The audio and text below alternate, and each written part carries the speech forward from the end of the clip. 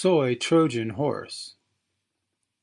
Soy-based estrogen mimickers, along with plastic-based estrogen mimickers, may be some of the most powerfully destructive obstacles to healing the surrounding environment.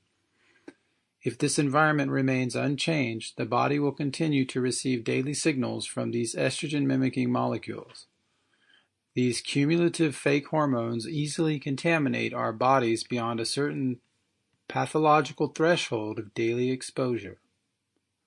This contamination also happens all throughout conception and the gestation period. Result: an individual will not go one day without this false hormonal signal which triggers our epigenetic DNA code. Our society is already becoming more and more obese. Infertility is increasing yearly. There is an increase in the fibroid-causing, hormone-related, oversized, and unattractive breast tissue, breast cancer, or many other cancer-engendering pathologies. Sexual dysfunction is rampant, along with the man-made, unnatural, gender-specific hormonal imbalances that go along with it. Soy and plastic-based estrogen compounds are found in everything, especially in both conventional and organic versions of USDA milk, USDA meats, USDA chicken, USDA eggs, restaurant oils, store-bought foods, fried foods, chips, mayonnaise, and other condiments, just to name a few items. And if it's not soy, it's canola, which is in the same endocrine disrupting category. Soy, canola as soy meal, or even as a hormone disrupting oil fed to animals, leads to a softening of the conjunctive tissue, which weakens protein synthesis in the body. This ubiquitous soy protein reality leads to an overkill of exercise to try to push out these toxins, an overkill of massage, chiropractic modalities, and a myriad of diseases that fester on the inflammation caused by the loss of structural integrity. No wonder the USDA is proud to state that they no longer add hormones to foods. They just add natural food-based hormones now. And even worse, the hybridized animals have become so oversized at this point that the wrong genes are passed down to perfection.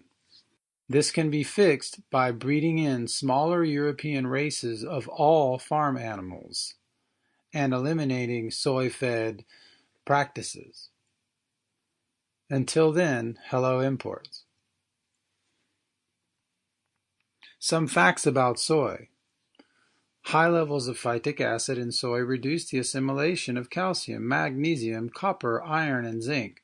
Phytic acid in soy is not neutralized by ordinary preparation methods such as soaking, sprouting, and long slow cooking.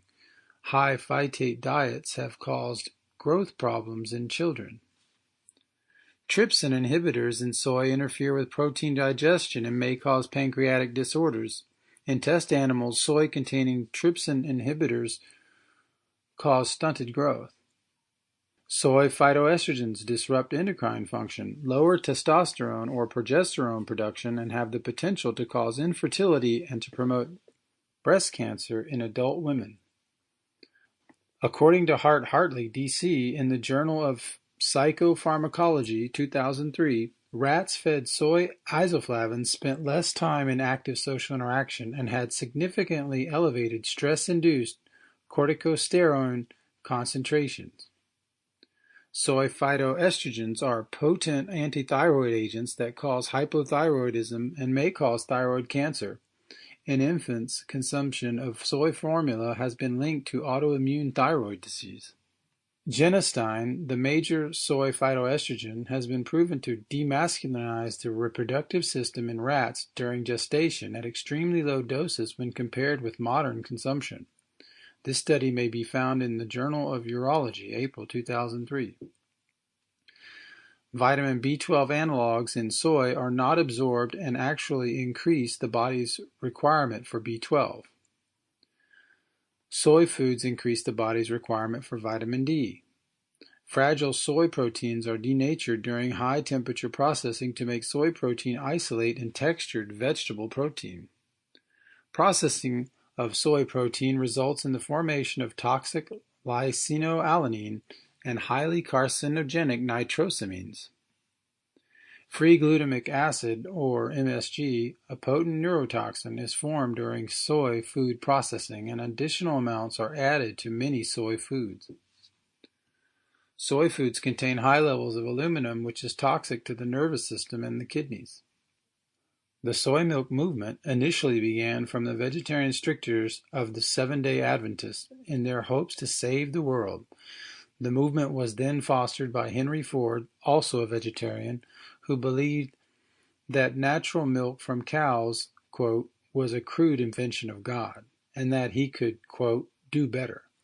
Eventually, after much technology to reduce the undesirable flatulence from soy, financial backing from Monsanto, and marketing propaganda, soy milk became the drink of the counterculture movement in the 1970s. From observation, we can see that many of the progressive pockets of soy milk consumption in the USA are also the same areas with the highest gender-specific hormonal anomalies from mother to child. Endocrine disrupting chemicals, EDCs, have been proven to have multi-generational effects from the children of mothers affected by them to the grandchildren. Much of the gender-bending blurred lines in society today have come from soy, among other factors explained in this book: chemicals, plastics, air and water pollution, heavy metals, etc. Many unforeseen problems may come of this unnatural component if this goes unchecked. This is already happening. To be clear, I believe there is also a natural component to sexual identity. I believe that many men and women are born into this world with different sexual identities as part of the natural order of things, and that they and all other sexual orientations should not be discriminated against. But I also believe that there is an unnatural component to sexual identity which is blurring these lines in a dangerous way by destroying the fertility of our species. Cultural conditioning, a form of social trauma which pits groups against each other, cultural Marxism, plays its part as well. Trauma, in any form, from rape to incest to thought control, affects sexual identity, among other things. But the greater issue here is that all humans are affected by fertility. This is a point of unity. The soy industry is responsible for the popularity of soy because of the health food marketing they have fabricated for this crop rotation, nitrogen-fixing byproduct. If you are still on the fence about the dangers of soy, look up the Soy Alert article on the WAPF website to further explore the subject. For my part, I do not like the idea of eating a food around which there are 100 lawyers and 500 scientists working. Did you know that initially in China, the soybean was used as a fertilizer? Imagine if just one organic chain of stores decided to ban soy from their shelves, removing this Trojan horse from their community. It could start a domino effect which would reach the ears of soy farmers, causing them to consider changing their future. This lesson would be a hard one, as modern farming depends on soy to put nitrogen back into the soil. But there are many other methods for this which do not steal manganese and magnesium from the soil. Of course, these changes will take time, but it feels better knowing one is moving in the right direction. Quote, "We are the people we have been waiting for."